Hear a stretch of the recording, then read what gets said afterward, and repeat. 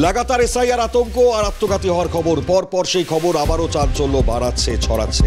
নজর রাখবো সেই খবরে। ইটালিয়ান অলিভ অয়েল আর ভেষজের গুণে সমৃদ্ধ Jack olive oil body oil. এই মুহূর্তের বড় খবর জানাই, এসআইআর আতঙ্কে ফের রাজ্যে আরো এক আত্মঘাতী হওয়ার খবর। এবার ঘটনাস্থল জানা যাচ্ছে ভাঙড় 2 নম্বর ব্লক চালতাবেরিয়া। যেমনটা খবর, এসআইআর আতঙ্কে গলায় দড়ি দিয়ে আত্মঘাতী হয়েছেন শফিকুল গাজী, তার নাম সামনে জানা যাচ্ছে। চালতাবেরিয়া অঞ্চলের এই ঘটনায় ব্যাপক শোরগোল পড়ে গিয়েছে।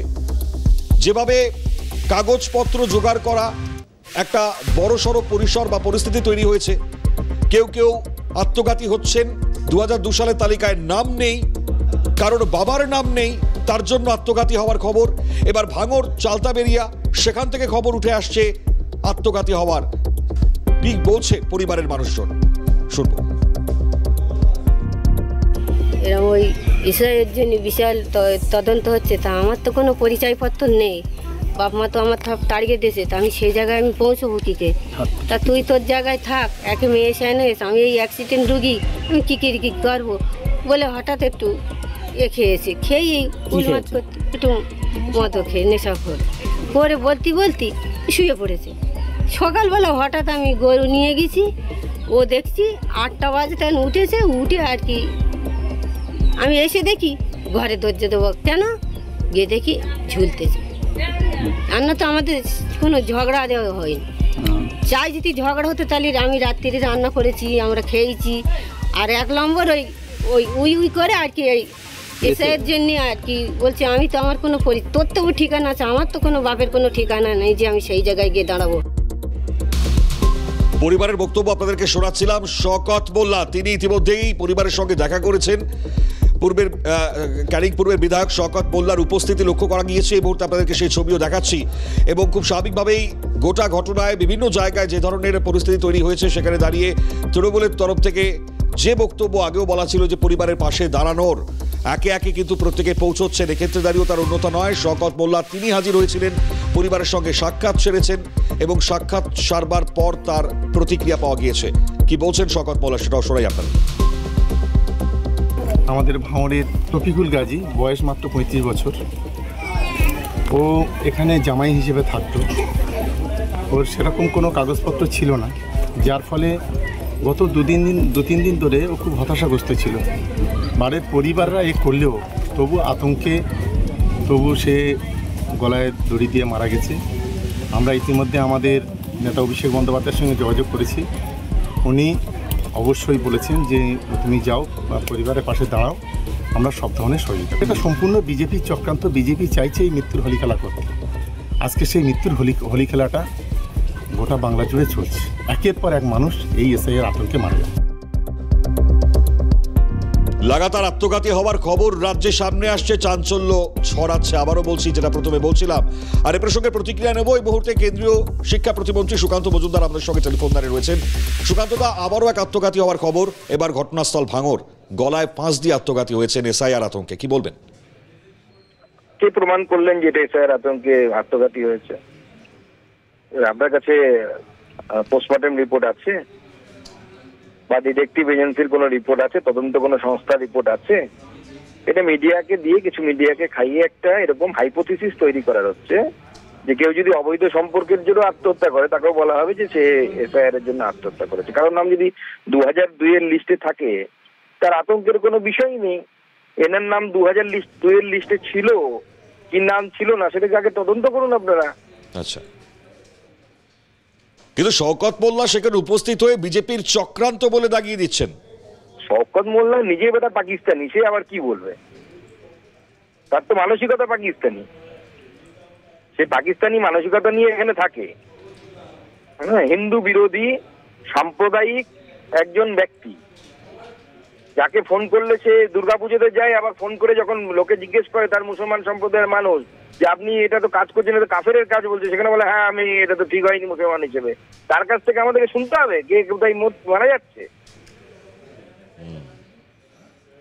সুকান্ত দা, কি বলবেন? মানে এই যে মানুষগুলো যাদের মৃত্যু হয়ে যাচ্ছে, এরা তৃণমূল বারবার অভিযোগ করছে, এদেরকে সহযোগিতা করা বা পাশে দাঁড়ানো, সেক্ষেত্রে দাঁড়িয়ে আপনাদের আগামী সময় পদক্ষেপ কি থাকবে? দেখুন, প্রথম কথা হচ্ছে আপনি এটা নিয়ে আলোচনা করুন যে 2019 থেকে 24 সাল পর্যন্ত মহারাষ্ট্রে ফরেন ডাইরেক্ট ইনভেস্টমেন্ট হয়েছে 31%। 31 টাকা, 100 টাকার 31 টাকা মহারাষ্ট্রে গেছে, পশ্চিমবঙ্গে এসেছে 0.61%, মানে 61 পয়সা। এটা বাংলার ইস্যু। কাজ নেই, লোকের হাতে কাজ নেই, কাজ না থাকার জন্য মানুষ অন্য জায়গায় চলে যাচ্ছে। ডাক্তারি পড়ুয়া যারা সব থেকে মেরিটের দিক থেকে ক্রিমি লেয়ার বলা হয় বাংলাতে, তারা রেপ হচ্ছে মেডিকেল কলেজের মধ্যে। কেউ মেডিকেল কলেজের মধ্যে হচ্ছে, কেউ মেডিকেল কলেজের বাইরে হচ্ছে। 26,000 লোকের চাকরি চলে গেল, তাদের সেটা ইস্যু। 3,000 লোকের লিজ বেরিয়েছে নাকি, যারা গ্রুপ সি গ্রুপ ডি যাদের লিজ বেরোচ্ছে, তার মধ্যে মুখ্যমন্ত্রীর আত্মীয়ার নাম, বৃষ্টি না কি নাম নাকি তার। এই ইস্যুগুলো থেকে চোখ ঘোরানোর জন্য এসআইআর কে এজেন্ডা করা হচ্ছে। SIR is not a issue, election কমিশনের ব্যাপার। কারো কোনো আপত্তি থাকে ইলেকশন কমিশনের কাছে যাবে, ইলেকশন কমিশনের বিরুদ্ধে কোর্টে যাবে। গুরুত্ব রাখে। অসংখ্য ধন্যবাদ সুকান্ত দা আপনাকে। কেন্দ্রীয় শিক্ষা প্রতিমন্ত্রী সুকান্ত মজুমদার, তার যে প্রতিক্রিয়া এই মুহূর্তে আপনারা শুনছিলেন। এখন খুব স্বাভাবিকভাবেই কোথাও না কোথাও গিয়ে দ্বিমত বা কোথাও না কোথাও গিয়ে কিছু ছবি যেগুলো প্রশ্ন ডেফিনেটলি তুলছে। তার মধ্যে প্রথম প্রশ্নের জায়গা কেন সিএএ ক্যাম্প, যা নিয়ে বা যে প্রসঙ্গ নিয়ে বারবার তৃণমূলের তরফ থেকে কটাক্ষ। গতকাল আপনারা দেখেছেন শহরের বুকে মিছিল থেকে একেবারে তীব্র আক্রমণ সানিয়েছেন একদিকে মুখ্যমন্ত্রী, অন্যদিকে তৃণমূল কংগ্রেসের second in command Abhishek Bandyopadhyay. ফলত এই আক্রমণ, তার প্রতি আক্রমণ পাল্টা আরও এক মিছিল আমরা দেখতে পেয়েছি। পানিহাটি থেকে সেই মিছিল বিজেপির তরফ থেকে বেরিয়েছিল এবং সেই মিছিল থেকেও তীব্র আক্রমণ রাজ্যের বিরোধী দলনেতা শুভেন্দু অধিকারী তিনি আবার সানিয়েছেন। ফলত এই আক্রমণ পাল্টা আক্রমণ চলছে, কিন্তু আত্মঘাতী হওয়ার যে খবর, আত্মঘাতী হচ্ছেন বলে পরিবার দাবি করছে এবং তার নাম এসআইআর আর তার আতঙ্ক। তৃণমূল মুখপাত্র তন্ময় ঘোষ আমাদের সঙ্গে টেলিফোন লাইনে রয়েছে। তন্ময় দা, যে মৃত্যুর খবর ফের আরো একবার এবার ঘটনাস্থল ভাঙড় থেকে সামনে আসছে, সুকান্ত মজুমদার কিছুক্ষণ আগে প্রতিক্রিয়া দিচ্ছিলেন এবং তিনি বলছেন যে ভুল বোঝানো হচ্ছে, আরো একবার তিনি এই প্রতিক্রিয়ায় ব্যক্ত করেছেন। কি বলবেন? বিজেপি নেতৃত্বের বক্তব্যে অবাক হয়ে যায়। সুকান্ত বাবুর মতো একজন শিক্ষিত মানুষ বিজেপিতে এসে মন্ত্রিত্ব পেয়ে পুরোটাই ওনার মানসিক ভাবে উনি অসুস্থ হয়ে পড়েছেন। একটা মানুষ মারা গেছেন, একটা অভিযোগ সামনে এসছে যে এই জন্য হয়তো তার মৃত্যু হয়েছে, আত্মঘাতী হয়েছেন। এসআইআর নিয়ে যে ভয় পাচ্ছে সারা বাংলার মানুষ, এটা তো রাস্তায় নামলে বোঝা যায়, এর জন্য গণৎকার হতে হয় না। কিন্তু তারপরেও ওনারা অস্বীকার করছেন। ওনারা সেখানে যেতে পারেন, ওনাদের দলীয় প্রতিনিধি পাঠাতে পারেন, তাহলেই তো প্রমাণ হয়ে যাবে যে কোনটা সত্যি। সেইগুলো না করে ঘরে বসে ঠান্ডা ঘরে প্রতিক্রিয়া দিচ্ছেন অত্যন্ত লজ্জার এবং নিন্দাজনক। তবে প্রত্যেকটা মৃত্যু তাই বিজেপিকে নিতে হবে, এইটা বাংলার মানুষ কিন্তু বুঝিয়ে দেবে। ধন্যবাদ তন্ময় দা আপনাকে। তৃণমূল মুখপাত্র তন্ময় ঘোষ তিনি যেমনটা বলছিলেন, এখন এই মৃত্যুর দায়গুলো বিজেপিকে নিতে হবে বলে একেবারে স্পষ্টত তন্ময় দা তিনি যেমনটা বলছেন। এই মৃত্যুর দায়গুলো কার, তারই আগামী সময় যে তদন্ত, সেই তদন্ত তার থেকে কি বেরিয়ে আসবে সেটা তো অবশ্যই দেখবার। কিন্তু বারবার এই যে আতঙ্ক এসআইআর নিয়ে, তাতেই যে আত্মঘাতী হচ্ছেন সেটা পরিবার বারবার বলছে এবং সেই জায়গায় দাঁড়িয়ে এই এসআইআর প্রক্রিয়াকরণের মাধ্যমে যখন চলছে, বিএলওরা যখন বাড়ি বাড়ি যাচ্ছেন ফর্ম নিয়ে, সেখানেও কিছু কিছু বাকবিতণ্ডার ছবিও সামনে এসছে। কারণ এই প্রক্রিয়াকরণ একদিকে যখন চলছে, অন্যদিকে কারোর নাম কোনো তালিকায় নেই, 2002-এর যেমন তালিকায় কোথাও নাম নেই বলে আত্মঘাতী, কোথাও আরও লাগাতার বিভিন্ন অন্যান্য কারণে আত্মঘাতী হওয়ার খবর সামনে আসছে। বামনেতা বিকাশ রঞ্জন ভট্টাচার্য আমাদের সঙ্গে টেলিফোন লাইনে রয়েছেন। বিকাশ দা, যে ছবি এবার ভাঙড় থেকে আসছে সেখানেও আত্মঘাতী হওয়ার ঘটনা আর সেই আতঙ্ক যার নাম এসআইআর। দেখুন, আত্মহত্যা হচ্ছে অত্যন্ত দুর্ভাগ্যজনক। কেন আত্মহত্যা হচ্ছে তার কারণ খতিয়ে দেখা দরকার। কিন্তু সব আত্মহত্যায় যা ঘটছে এই সময়কালে এসআইআর এর জন্য, এই আতঙ্কটা উদ্দেশ্যমূলক ভাবেই কিন্তু তৈরি করা হচ্ছে এবং সেটা তৈরি করছে রাজ্যের শাসক দল এবং বিজেপি উভয়ই তাল মিলিয়ে, যাতে মানুষের মধ্যে, প্রান্তিক মানুষের মধ্যে আতঙ্ক তৈরি হয়। আমি প্রত্যেককে আবেদন করব, আতঙ্কিত হবেন না, আতঙ্কের কিচ্ছু নেই। আপনাদের নাগরিকত্ব নিয়েও কোনো সমস্যা হবে না, ভোটার লিস্টের নাম তোলার ক্ষেত্রেও সমস্যা হবে না। আপনারা বামপন্থী কর্মীদের সঙ্গে যোগাযোগ রাখুন। ধন্যবাদ। বিকাশ রঞ্জন ভট্টাচার্য আমাদের সঙ্গে টেলিফোন লাইনে ছিলেন। অর্থাৎ প্রত্যেকে প্রতিক্রিয়া দিচ্ছেন, বিরোধী রাজনৈতিক দল তারাও প্রত্যেকে বলছেন এবং বিকাশদা যেটা বলছিলেন যে কেন আত্মঘাতী হচ্ছেন সেটাকে বিশদে জানবার প্রয়াস করতে হবে আমাদেরকে।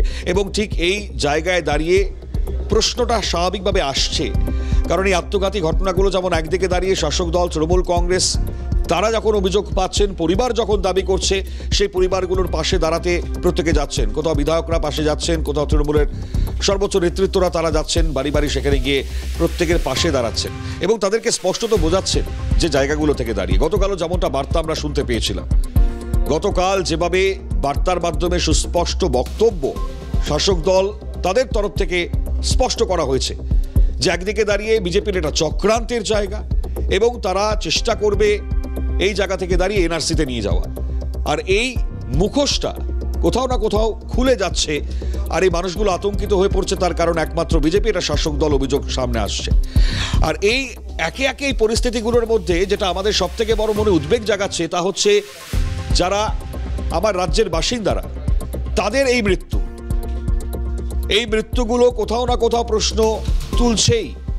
কারণ যেভাবে আত্মঘাতী হওয়ার খবর প্রতিনিয়ত সামনে আসছে, লাগাতার সেই আত্মঘাতী ঘটনায় মানে মোটামুটিভাবে আপনারা দেখতে গেলে 8-9 জন আত্মঘাতী হওয়ার মতন ঘটনা অলরেডি সামনে এসছে। আগামীতে এই ঘটনা আরো কতটা বাড়বে তা আমরা জানি না। সুমন রায়চৌধুরী কংগ্রেস মুখপাত্র টেলিফোন লাইনে রয়েছেন।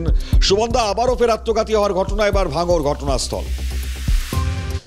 প্রথমেই আমি আমার দলের তরফ থেকে যে পরিবার তাদের সদস্যকে হারিয়েছেন আমি সমবেদনা জানাই। এই নিয়ে বোধহয় বাংলাতে 8 জন কি 9 জন এসআইআর আতঙ্কে আত্মঘাতী হলেন বা প্রাণ দিলেন। বিষয়টা হচ্ছে আজকে আপনারা দেখেছেন, সংবাদ মাধ্যম সারা বিশ্ব দেখেছে, আজকেও রাহুল গান্ধী কিভাবে তুলে ধরেছেন যে false vote, dead vote, duplicate vote কিভাবে ব্যবহার করা হয়েছে এবং সেই আবহাওয়াতে ইলেকশন কমিশন একটা স্বচ্ছ এসআইআর করার প্রতিশ্রুতি দিচ্ছেন। কিন্তু স্বচ্ছ এসআইআর হওয়ার যে প্রক্রিয়াটা সেটা মোটেই সমর্থনযোগ্য নয় এবং তার থেকে কি হচ্ছে, মানুষের মধ্যে একটা ভীতির সঞ্চার হচ্ছে। মানুষ মনে করছে এর সঙ্গে আমার নাগরিকত্ব জড়িত, আমার যদি ভোটার লিস্ট থেকে নাম কেটে যায় আমার নাগরিকত্ব চলে যাবে।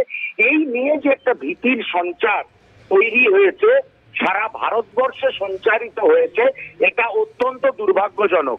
আমরা এসআইআর এর বিরোধী নই, জাতীয় কংগ্রেস এসআইআর এর বিরোধী নয়, কিন্তু নির্বাচন কমিশনকে নিরপেক্ষভাবে তারা এসআইআর করুন, নিরপেক্ষভাবে এই যে ভয়ের পরিবেশ সৃষ্টি হচ্ছে এবং একটা জিনিস সন্তর্পণে কেন্দ্রীয় সরকার এবং নির্বাচন কমিশন করছেন, সেটা হচ্ছে এই এসআইআর এর সঙ্গে একটা নাগরিকত্ব, এনসিআর, সিএ, এই নানা রকমের তথ্য উঠে আসছে। এর থেকে মানুষ ভীত সন্ত্রস্ত হয়ে পড়ছেন।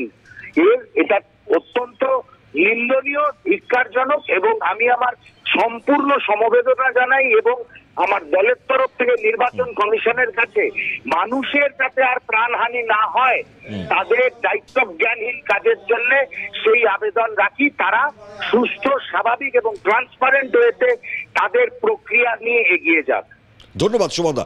সুমন রায়চৌধুরী যেটা বললেন গুরুত্ব রাখে এই ক্ষেত্রে দাঁড়িয়ে, কারণ প্রত্যেকেই একে একে দাঁড়িয়ে যে প্রতিক্রিয়া দিচ্ছেন, কারণ এর মধ্যে স্বচ্ছতারও আনা উচিত।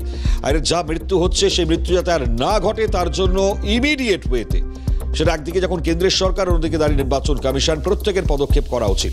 আর অলরেডি আমি যেটা বলছিলাম যে রাজ্যে যে মৃত্যুর ঘটনাগুলো ঘটলো তার যদি লিস্ট আপনাদের সামনে তুলে ধরবার চেষ্টা করি, মানে অভিযোগ অন্ততপক্ষে যা এসছে এই মৃত্যুর, একে একে সেই ছবিগুলো আপনাদেরকে দেখাচ্ছি, একের পর এক মৃত্যু। আর তার দায়ভার শুধুমাত্র এসআইআর, অভিযোগ তেমনটাই, তার আতঙ্ক উত্তর 24 পরগনা, বীরভূম, মুর্শিদাবাদ, পূর্ব মেদিনীপুর, ভাঙড় বাদ যাচ্ছে না। জেলার প্রতিটি প্রান্তে একে একে মৃত্যুগুলো বড় প্রশ্ন তুলে দিচ্ছে যে আতঙ্ক কোন জায়গায় গিয়েছে। অবশ্যই নজর থাকবে, কারণ যেভাবে মৃত্যু সামনে আসছে, যেভাবে রাজনীতিকরণও হচ্ছে বারবার বিভিন্ন মৃত্যু নিয়ে, যা অভিযোগ এই মুহূর্তে রাজনৈতিক দল একে অপরকে করছে, শানাচ্ছে, তাতে প্রশ্ন উঠছেই। আবারও আতঙ্কের জায়গা আগামীতে কি থাকবে তা তো অবশ্যই দেখবার।